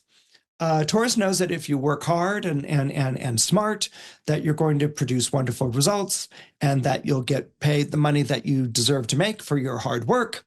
And you you live a good life. You live a very good and secure life. So Taurus's idea of like making money is like you go out, you make money, you spend some on yourself and you save some or you invest and you grow things, you build things. And these are all things that are associated to the zodiac sign of Taurus. And again, the attitude about it is optimistic because the spring season is an optimistic season. Scorpio, which is 6 months away from Taurus in the calendar year, or 6 signs away on the zodiacal wheel, Scorpio is the heart of autumn, okay? It's the heart of the fall here in the Northern Hemisphere. So that promise of things growing and beginning in spring, that prosperity that was experienced during the summer, the season of abundance. The leaves have changed color. Everything has gone to seed. The energy has gone from the tops of trees down into their roots during the period of Scorpio, hence its association with the underworld, things underneath the surface of the earth. And so there's this feeling of scarcity, of being without. And so Scorpios have this deep anxiety or apprehension of not having enough money, not having enough security. And so they will make financial decisions, but they are emotional decisions. Now, when I say emotional decisions, that might bring to your mind like hysterical or anxious or crazy or some, things that you're getting emotional, irrational or something like that. When I'm talking about emotional decisions, I'm talking about the element of water. And Scorpio is a water sign. So decisions are made from an emotional place, which can be very susceptible or very vulnerable to fear and anxiety. So a lot of times Scorpios will make decisions, financial decisions based on their security, where they're more likely to cut the cloth to fit the coat rather than the coat to fit the cloth. In other words, they're going to set it up in such a way that they're feathering their nest in a way that's comfortable, but it's based on a fear that, if you spend too much or you lose too much, things could go wrong. This is why Scorpios will tend to take, for periods of time in their life, what I called golden cage jobs. These are jobs where you're in the golden cage, that maybe it's a corporate job or a job in which there are guarantees, there's security, things are taken care of for you. Was this what you wanted to do? Not necessarily. Does this speak to your talents or your skills? Not necessarily, but you know that it's good and solid. It's going to keep the money there. And so like a bird, you go and you live in a golden cage. And there are certain times when Scorpios hit a speed bump in their life in which they have to face that maybe they've limited themselves without wanting to limit themselves, or that they are in service to the job, which is about covering for their anxiety or fear of not having enough money. They're in service to that, and they lost something about themselves along the way. What's happening with Jupiter in the zodiac sign of Gemini is that it's kind of come through this area of your life and very gently lifted up certain things that had always been fastened or nailed down in place. It hasn't uprooted or overturned. That's Uranus's job in a horoscope. But what it's done is maybe loosen the screws. the beliefs that you had about the way that you should live, the beliefs that you had about the money that needs to be in the bank, they're not as fixed. They're not as fastened. They're not as indisputable as they were before. And so there's a changing mindset. And remember that Gemini is ruled by Mercury. Mercury is a planet associated with the mind, and Gemini is very much about thinking the way that one thinks. So Gemini can very much be a mindset. But there's been a sort of changing mindset about entrenched beliefs. And what Jupiter in Gemini has actually been doing, it's been actually breathing new life into areas of your horoscope that have been until this time hands off. You know, as a Scorpio, you may have experienced that you don't have to put yourself in a job that you don't like just for security, that you can actually pursue something that speaks more to your talent or abilities or to your interests or passions or things that fulfill you. You know, so there's this idea that you can actually make these changes. But again, they don't have to be dramatic changes, once in life changes. These are Gemini changes. These can be adjustments. You may find yourself as a result of Jupiter being in Gemini, looking at the idea of an option or an alternative or a different way of doing something as a plus, you know, looking at it with a smile instead of a growl or a snarl or a grimace. You know, Scorpio is a fixed sign, and so its idea of change can be like, hands off, I don't change, you know, don't change this, you know, type of thing. But you may have felt that Jupiter's time here in Gemini has actually lightened this, that you are entertaining different ways of living, entertaining different ways of looking at finances, that sense of security isn't so fraught like it was before, that it's actually maybe opened up. Maybe it's even matured. An important date for you is going to be April 6th. This is going to introduce either an option or an alternative into your life that might lead you in a different direction career-wise or financially-wise. That might be what happens, or it might just be sort of this confirmation or validation of the path that you're on. Scorpios are very much a Sturm und Drang sign. You know, there's always this feeling that you have to like descend to the underworld and go through all these crucibles and things like that. And Jupiter and Gemini might be introducing, you know, you don't actually have to go through the crucibles. You can do, you know, a way through the underworld that doesn't have to be as tumultuous and that doesn't have to be as difficult, and that you can benefit from this. And so breathing new life into the horoscope, looking at things differently, more lightly, for instance. This is a great gift that Jupiter and Gemini has given you.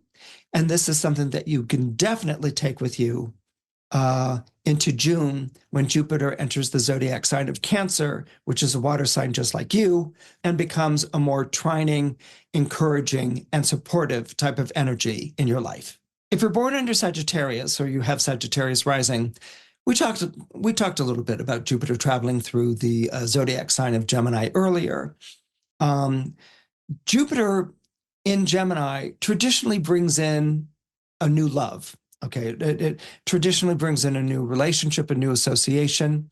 It breathes new life maybe into old relationships, but it brings in a sense of newness and it brings in a sense of freshness. And between May and October of last year, this may have led you to leave everything that you had for someone who'd just come into your life. You were head over heels and in love with them or something along those lines.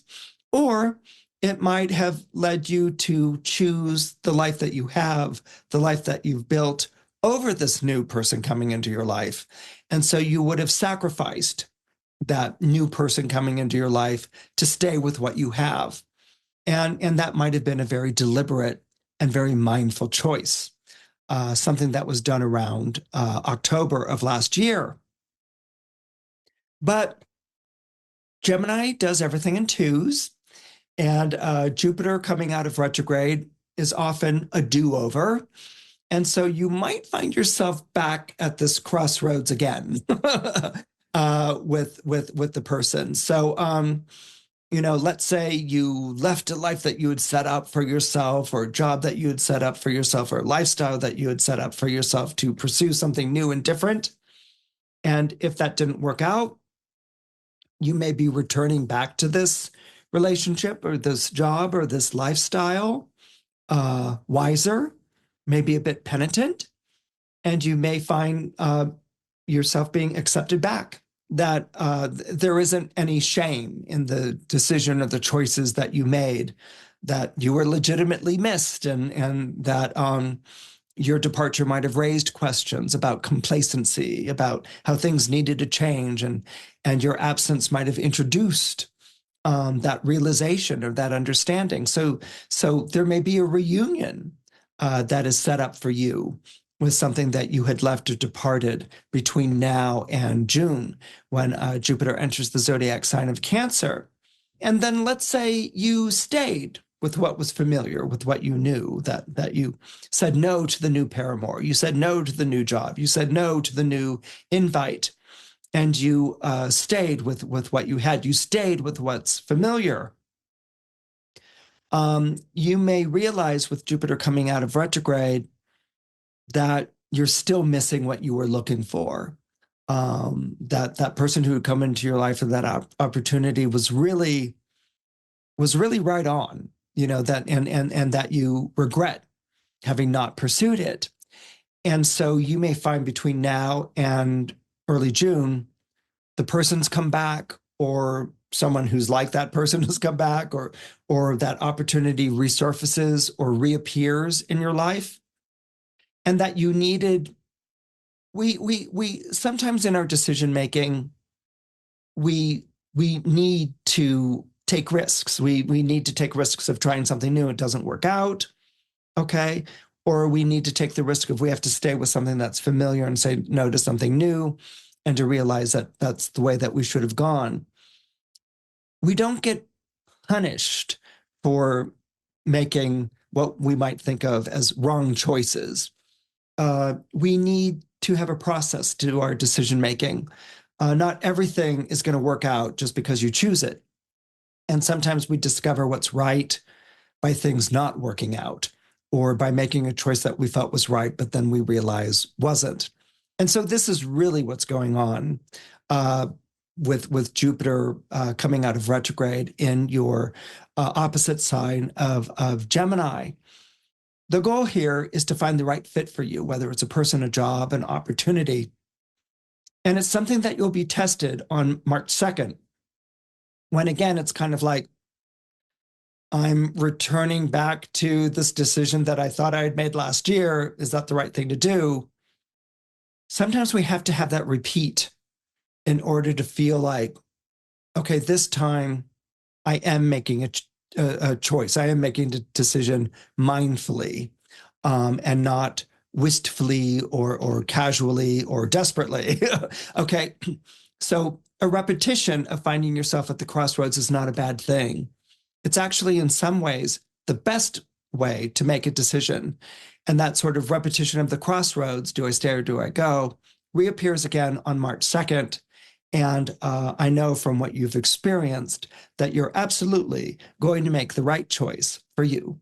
If you're born under Capricorn, or you happen to have a Capricorn rising, this period of time when Jupiter was in Gemini has really put you through your paces, particularly in the area of work. As a Capricorn, you're an earth sign, so you work hard at what you do and you produce results. And you expect the results to be on par with the industry and the effort that you have put into a project or enterprise, to be on par with the energy and the time that you have invested. And as an earth sign, and it's true of Taurus, it's true of Virgo, and it's true of Capricorn, you're used to hitting your marks. You may have a formula for success. You may have a routine. You may have a set method for how things are supposed to be. And you're used to achieving the same results. And this makes you feel secure. This makes you feel satisfied. This makes you feel good. But Jupiter in Gemini has been playing around with the rules a little bit. And that's because Geminis are no big sticklers for the one way that things should be done. If anything, Geminis are very much interested in playing variations on the theme or experimenting, or what would happen if we tried this or didn't do that. Okay, so Geminis are all about changing things up. And you would have experienced this in your work life. Now, on one hand, when Jupiter first entered Gemini in May of 2024, you might have found yourself on the cusp of a new chapter in your work. This might have been a very exciting time, a very fulfilling time, a very stimulating time for you. But because of the position of Jupiter in your solar horoscope and its relationship to Capricorn, you would have worked really, really hard around the clock, burning the midnight oil, candle at both ends, things that Capricorns live for. All right, you would have worked really hard, but around October, maybe even November, your returns were becoming diminished. They weren't what they were before. You weren't experiencing the same results, and that's because of the position of Jupiter. It's a very hard-working position. Because Jupiter in Gemini forms a natural quincunx to Capricorn. So you'll find yourself working hard, but you're not getting the recognition. It's not promoting you. It's not moving you forward. This is what I often refer to this particular position as being the paying your dues position. And you get tested. With Capricorn, everything's a test, but you get tested along the lines of how much faith do you have in this path that you've chosen? It's not going to go according to what the formula was. And you may have to do more than just do some variations on the formula. You might even have to throw out the formula, although this being Jupiter, it's more about tweaks and adjustments than it would be about a scrapping and starting again completely from scratch. So during this period of time, you might have been working very hard. You might have been very turned on and delighted by what you're doing. But a part of you might also have been like, the results aren't so great. The numbers aren't so great. I'm not getting out of this what I'm putting in.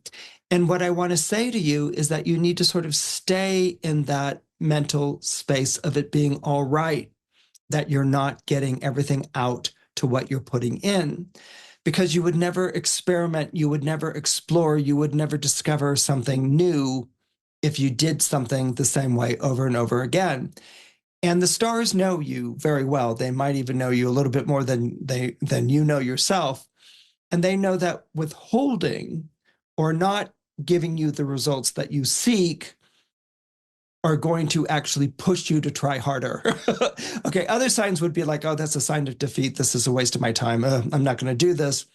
And as a Capricorn, part of you is like, this is a waste of my time. I'm not going to do this. Why am I doing this? But it's a frustration with yourself because you're still going to do it. You're still going to push yourself. And that's because something is being withheld from you. So what I want you to do during this period of time that Jupiter is winding up its stay in Gemini, it changes signs in early June. I want you to continue to experiment and to explore for as long as you can afford to do it.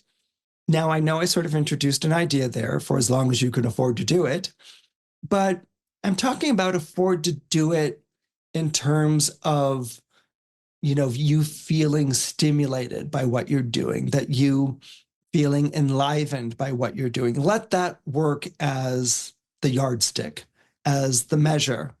Don't really focus on the finances so much, because this is about you trying a different path, exploring a different way of doing things, even if it's the same old thing, but you experimenting and growing as a person.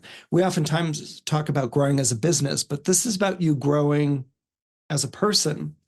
Go ahead and do that, and you won't be disappointed. Now, March 30th and May 30th will bring in some definite challenges, but my feeling is rather than discouraging you, they're going to embolden you. I could see you on the other side of May 30th saying, I don't know why I feel like I've got this. Circumstantially, if I look at things, it looks like I don't. But you know what? in my gut, I feel like I've got this. And guess what, Capricorn? You do. If you're an Aquarius or you have Aquarius rising, Jupiter traveling through the zodiac sign of Gemini has been absolutely game-changing for you, and in a good way. Gemini is an air sign, just like Aquarius is an air sign. So Jupiter is essentially forming a trine to your own zodiac sign. It's giving you support. It's giving you encouragement to be the best that you can possibly be. So you would have experienced a groundswell of support beginning on May 25th of 2024. And it might have started small, might have felt a little iffy, might not have been that sure of it, but it was definitely there. That's because Jupiter in Gemini is in an air sign, just like Aquarius is an air sign. That means that Jupiter in Gemini would have been trining the sun in your own sign, and this would have been giving you encouragement and support. Now, encouragement and support on the level that Jupiter would have been delivering it to you in your life might have made you a little bit uncomfortable. Aquarians aren't really comfortable with too much recognition. You were born under the opposite sign to Leo in the zodiac. Leo, which is ruled by the sun, which loves recognition and can't get enough recognition. It's like a purring kitty every time someone compliments them. But Aquarius, which is the opposite sign, it's a wintry sign rather than a summer sign. It gets very uncomfortable when there's too much recognition, when there's too much support.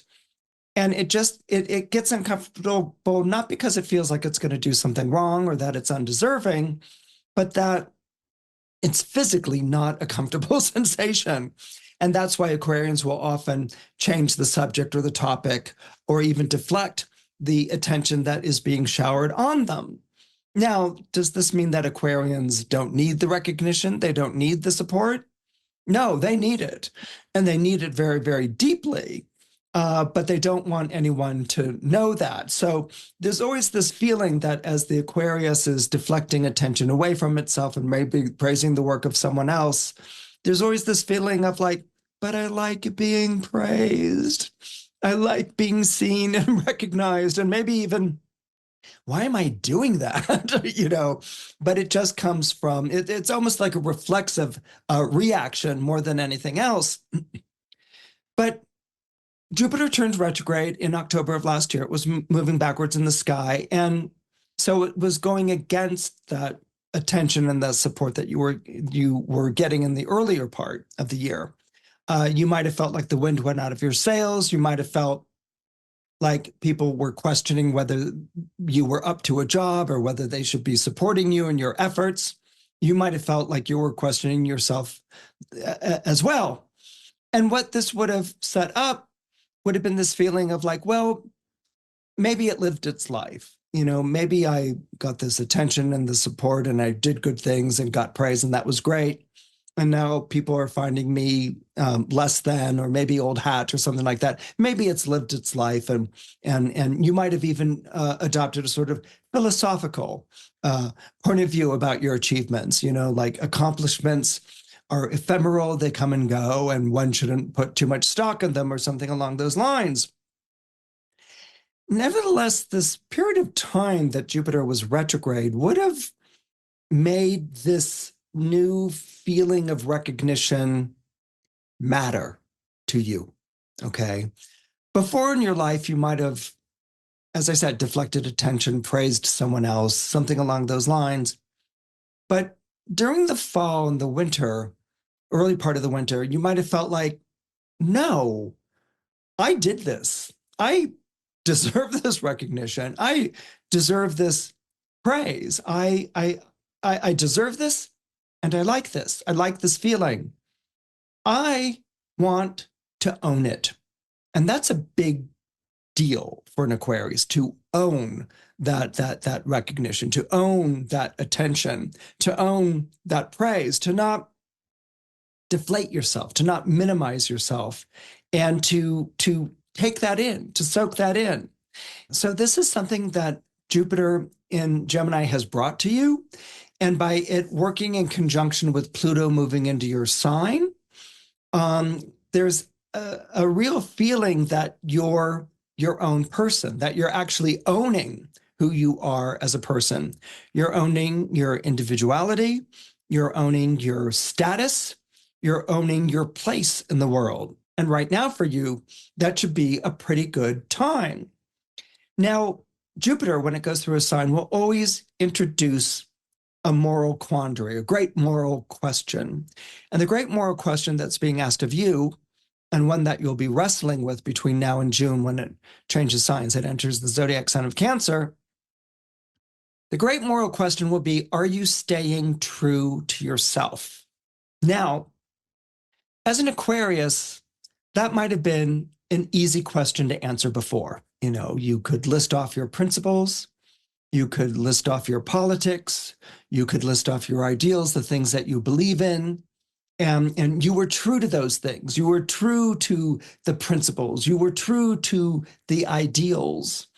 And you might have been true to these principles or these ideals at the cost of yourself. You know, that I'm going to stand up for this principle or this ideal with no thought about what that's going to cost me emotionally or financially or even in friends, you know, that I'm standing by this principle, and if I'm going to lose all these friends over it, then so be it. I stood up for principle, you know. But one's principles, one's ideals, one's beliefs even are not necessarily oneself, okay? They're things that you stand up for, but they're not necessarily you. You might have identified with them. You know, we can identify with all sorts of ideals and principles, but we're identifying with it, and it's still an outside thing. A principle and ideal will outlive all of us, you know. That's kind of the Aquarian thing, you know. What is truth? What is beauty? What is justice? What is equality? What is equity? But now you're feeling more like a person. I'm almost tempted to say feeling more like a human being, or mortal. But you're feeling more like a person. And so there's a different sense of true to self that's come into the picture, okay? It's not true to your ideals, not true to your principles, not true to your future vision, as much as it is true to myself, the person who's living my everyday life.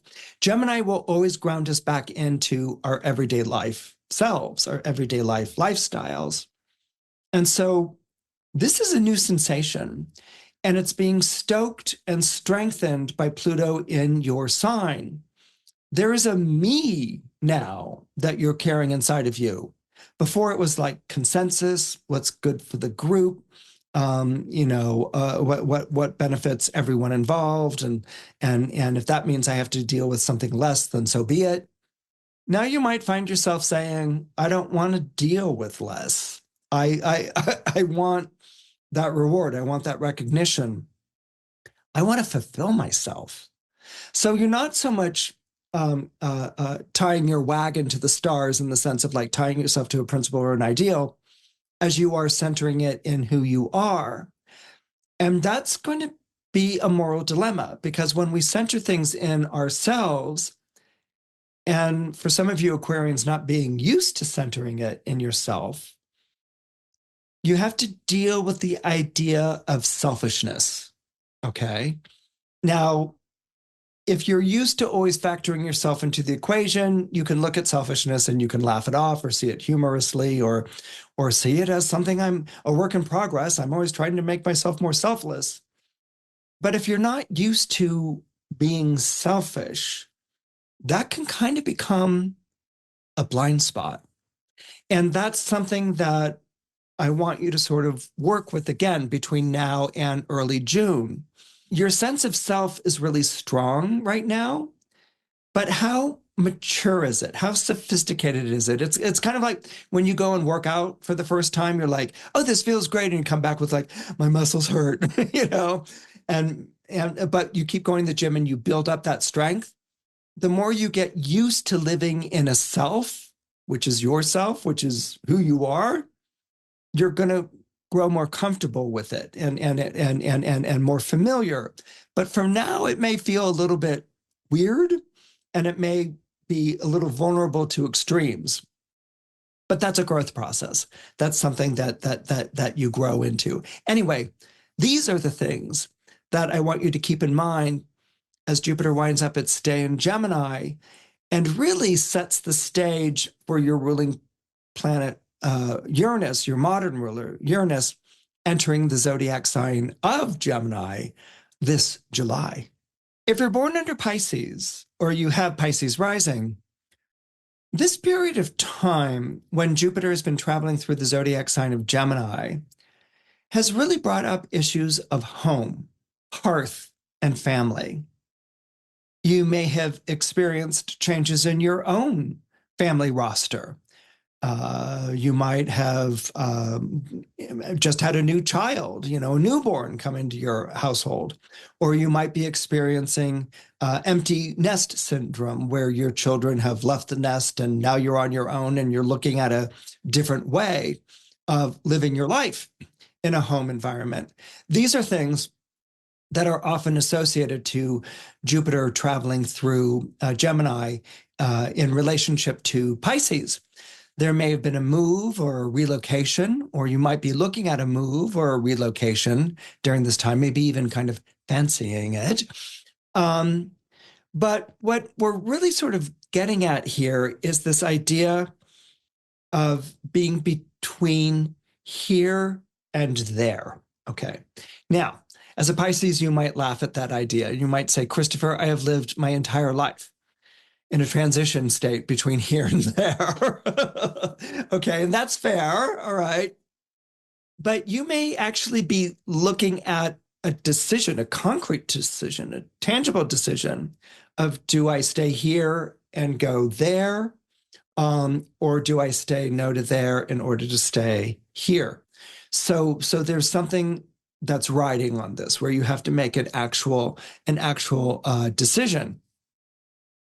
And so what you might want to do during this period of time, particularly if you're thinking about a move or a relocation, is to perhaps see if you can spend time in the place that you're thinking of moving or relocating to without pulling up roots with where you are right now.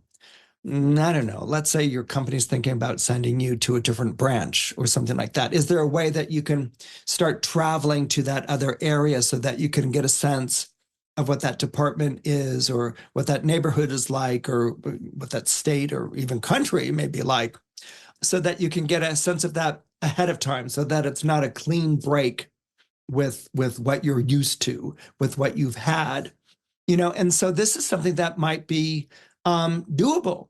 This is something that might be presentable. This is something that might be negotiable.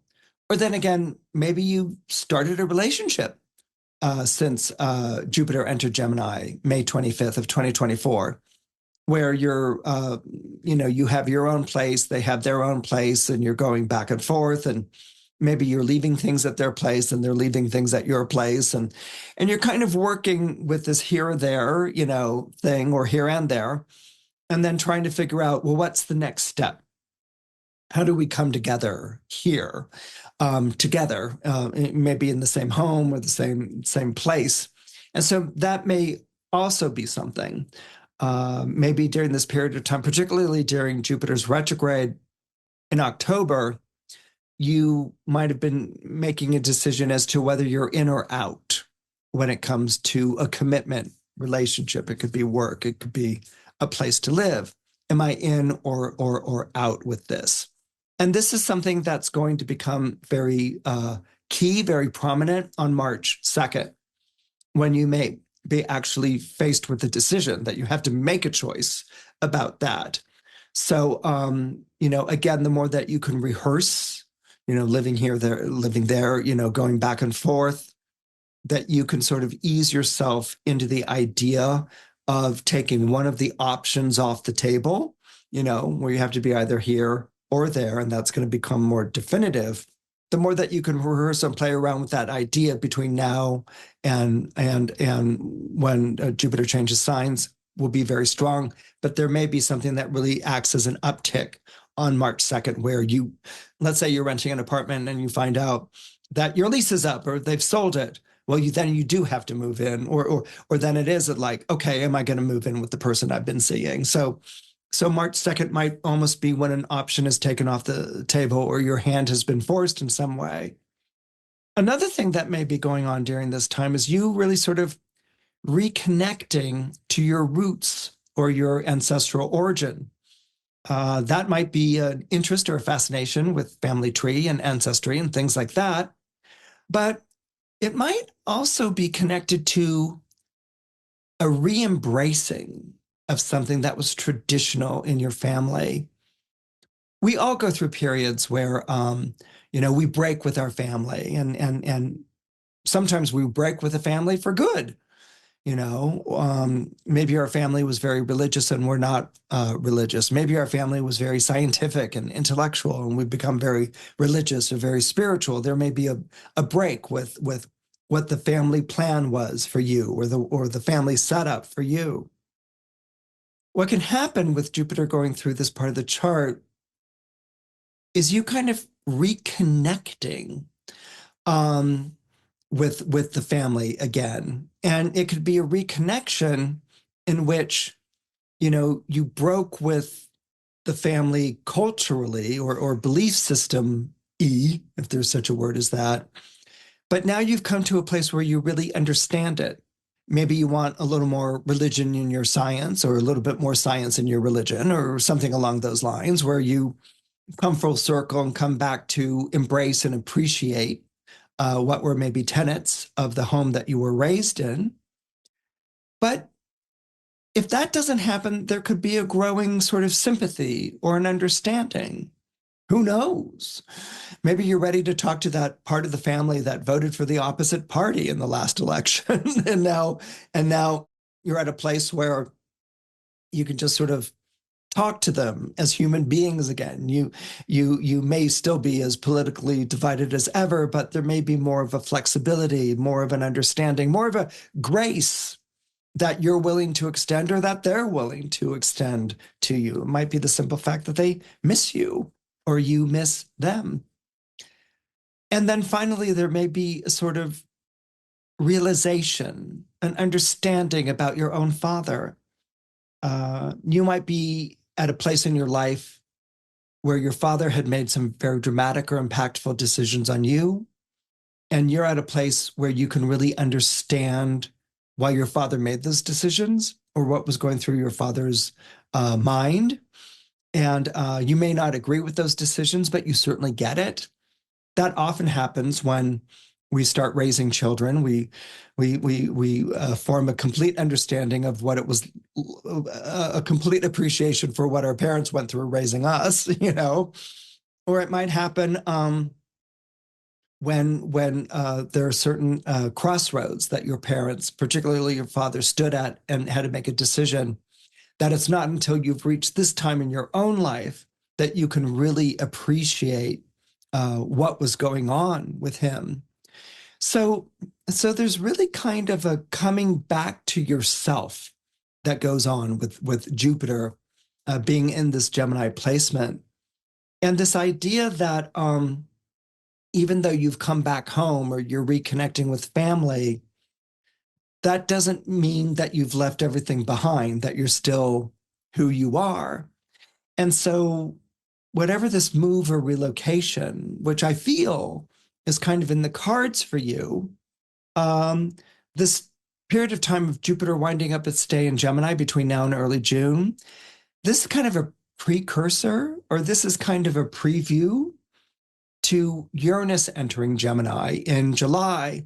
So Jupiter kind of introduces the ideas here that Uranus is then going to build on once it begins its stay in the zodiac sign of Gemini.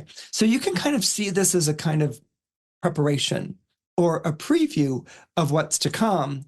And in its own way, it's going to show that you're better suited, you're better prepared, you're ready for Uranus entering the zodiac sign of Gemini. And you're a lot more ready, a lot more prepared than you would have given yourself credit for before. And so that could turn that into a very enlightening and a very empowering experience for you. Hey there, astrology lover. I hope you're enjoying this episode. Now, in honor of Valentine's Day, we're celebrating Love Week here at Astrology Hub. From February 10th through the 16th, we're offering discounts on all of our relationship astrology classes. We're giving you access to our favorite synastry and relationship reports and featuring gift cards, perfect for the astrology lover in your life. So whether you're deepening in your relationship with your partner, understanding your own relationship patterns, or just looking for the perfect cosmic gift, Love Week has something for everyone. Go to astrologyhub.com/loveweek to learn more.